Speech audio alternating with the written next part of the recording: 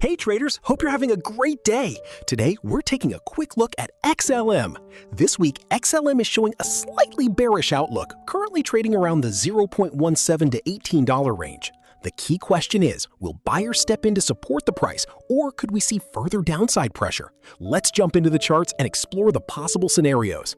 As always, this is for educational purposes only and not financial advice. Let's get started.